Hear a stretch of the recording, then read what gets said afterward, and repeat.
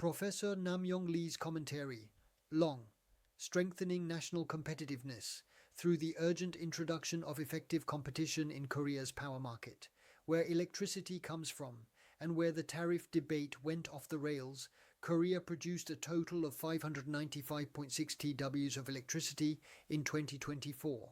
The generation mix was 31.7% nuclear, 28.1% coal, 28.1% gas, and 10.6% renewables. These numbers show that the electricity tariff debate is not a moral contest of one good source versus one bad source, but a coupled problem of the generation portfolio, the grid, settlement rules, and the balance sheet. When the power mix changes, volatility and unit costs change. When volatility and unit costs change, the tariff system and market rules must also change. In Korea, that linkage has repeatedly been broken, and the cost has been shifted into debt and bottlenecks. In 2024, the average retail selling price was 162.92 won per kilowatts, while the annual average SMP, a benchmark wholesale market price indicator, was 128.39 won per kilowatts. The gap is 34.53 won per kilowatts, about 21.2% of the retail selling price. This gap does not automatically mean a loss, but it does mean that transmission and distribution costs, settlement mechanisms, policy costs, quasi-taxes, and accumulated deficit recovery are mixed together into one opaque bundle, making it difficult for citizens to verify the structure.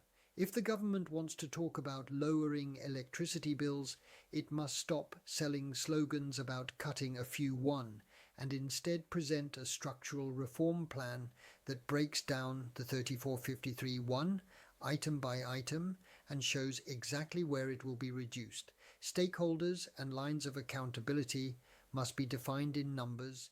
The government and the National Assembly hold the authority to design the rules, and authority is responsibility. KEPCO holds near monopoly positions in transmission, distribution and retail sales, and a monopoly implies a stronger duty of transparency and performance reporting. Generators must be assessed by efficiency, capacity factors, and fuel procurement competitiveness. Market operators and the regulatory framework must ensure that wholesale pricing, settlement, and grid connection rules operate fairly without exceptions. When this line of accountability becomes blurred, equal opportunity collapses into information gaps, fair trade degrades into hidden cross-subsidies, and open competition is destroyed by regulatory loopholes. Large-scale electricity users are also responsible actors. Manufacturing and AI data centers increase demand density, raise peak loads, and amplify grid bottlenecks. If an activity creates system costs, there must be a principle that allocates those costs to the actors who create them. Without such a principle, costs are dispersed across the entire population, while benefits concentrate in a few hands. That is why electricity tariffs are not merely a household budget issue, but must be treated as a fair contract of liberal democracy. A breakdown of price signals in the power market.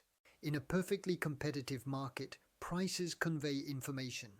If electricity tariffs fail to reflect costs and risks honestly, demand drifts toward excess consumption and incentives for conservation, dispersion, and efficiency investment weaken. The results return as grid bottlenecks, operational constraints, expanded dispatch of expensive generation, and rising debt. If the system-wide cost did not fall while electricity was kept cheap, that was not a true price reduction, but the concealment of costs. The remedy is to restore the principle of automatic adjustment. Fuel costs, grid costs, environmental costs, and policy costs must be disaggregated by item and disclosed monthly. Tariff adjustments must be automated through a formula with explicit upper and lower bounds. Protection for vulnerable groups must be separated from tariff distortion and implemented through targeted support. Without these three elements operating together, any reduction will be reversed in the next quarter or under the next administration. A structural defect in the market Korea's power market is not perfect competition, but a mixed structure in which monopoly and oligopoly are combined by segment, transmission and distribution are natural monopolies, so perfect competition that tolerates duplicate networks is inefficient from the start. However, when retail sales solidify into a de facto single-seller structure, wholesale trading is tightly constrained by rules and settlement mechanisms, and generation settles into a structure with dominant groups, competition becomes loose, and cost reduction innovation slows.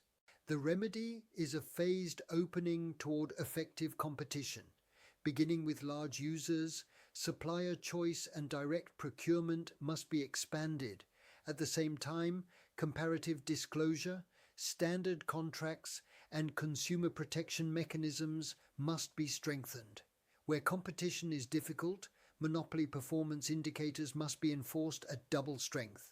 Where competition is feasible, competition must be opened so that price and efficiency are rewarded. Opacity in costs and settlement. If citizens cannot understand the electricity bill structure, politics will exploit it. Bills can include, in addition to the electricity charge itself, a 10% value-added tax and quasi-tax items such as the Power Industry Foundation Fund. If policymakers change only the tariff table while hiding taxes and funds, perceived affordability will not improve and trust will collapse. Opacity strengthens lobbying and kills open competition. The remedy is disclosure down to the single one. Electricity charges, quasi-taxes, policy costs and settlement adjustment items must be separated and disclosed in a standardized format. Formula changes and exception applications must be logged and fixed into an auditable structure. If support is needed, it must be provided openly through the budget. Tariffs must reflect costs, the grid and risks for fair trade to hold. KEPCO debt and the crowding out of investment. If tariffs fail to track costs for a long period, deficits convert into debt, debt expands into interest expense, and interest expense crowds out the capacity to invest in the grid. KEPCO's debt has been discussed at around 206.2 trillion won as of the first half of 2025. In a high debt structure, promises to expand transmission lines, substations, and backbone networks on time are merely political pledges unless proven by financial numbers. The remedy is to bind finance and policy together. Debt, interest expense, and grid investment plans must be disclosed quarterly in a single standardized sheet. If a political choice is made to freeze tariffs, its cost must be recorded in the budget and shown to the public in numbers. Innovation in a monopoly. Public enterprise must be evaluated by KPIs, not by slogans. Grid bottlenecks and the data center shock. Half of the electricity tariff debate is not generation sources but the grid. When the grid is congested, even cheap generation cannot be delivered. Expensive generation must be run closer to load, and the difference accumulates as system costs. AI data center demand is a catalyst that amplifies these bottlenecks. Global outlook suggests that worldwide data center electricity consumption could rise from about 460 TWh in 2024 to about 945 TWh by 2030, nearly doubling. If demand surges while the grid and connection rules lag behind, the cost will appear not as a higher bill alone, but as blackout risk and industrial relocation. The remedy is to make grid connection rules fair and explicit. Large loads must be contractually bound at the moment of connection approval to peak load responsibility and demand response participation. Regional congestion costs, connection queues, and curtailment must be disclosed in numbers so that the public can identify who is responsible for bottleneck costs. Data center attraction policy must not be marketing for investment, but policy for grid design. The habit of treating the energy transition as symbolic politics.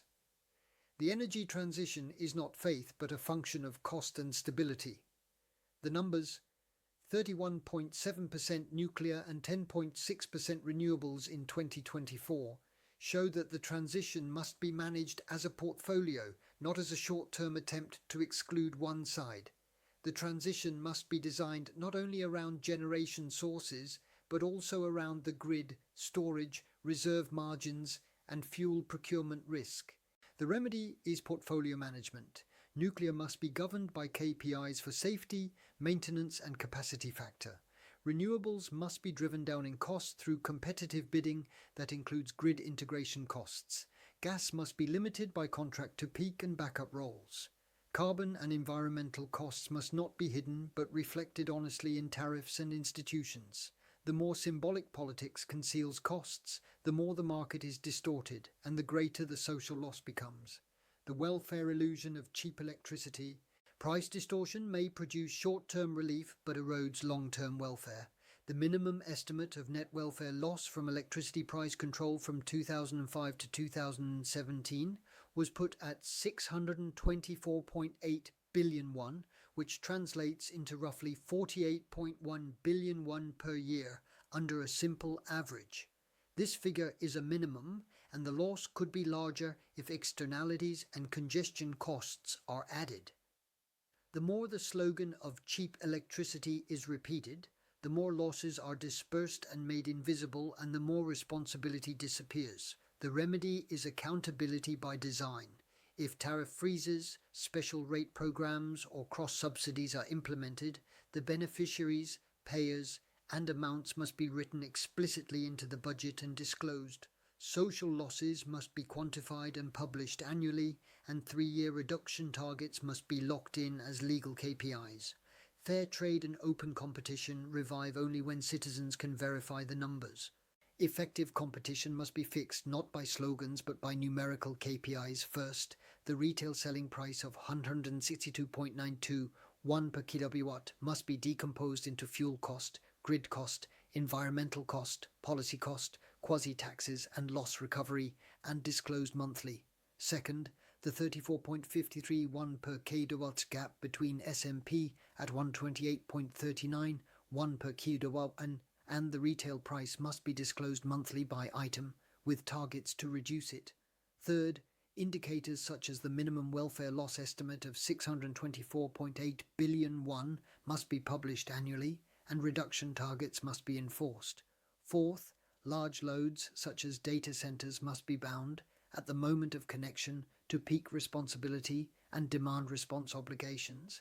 Fifth, considering the debt level discussed around 206.2 trillion won, grid investment performance must be reported quarterly in a standardized format. Lower electricity bills are not a slogan but a market structure. When the structure changes, costs fall and trust rises, and only then do reductions become sustainable. If the structure does not change, reductions become propaganda and costs are pushed onto future generations. Korea's power market must now establish an effective competition regime and reinscribe the principles of equal opportunity, fair trade, and open competition into the national contract called the electricity tariff. Thank you for watching Professor Namyong Lee's commentary long.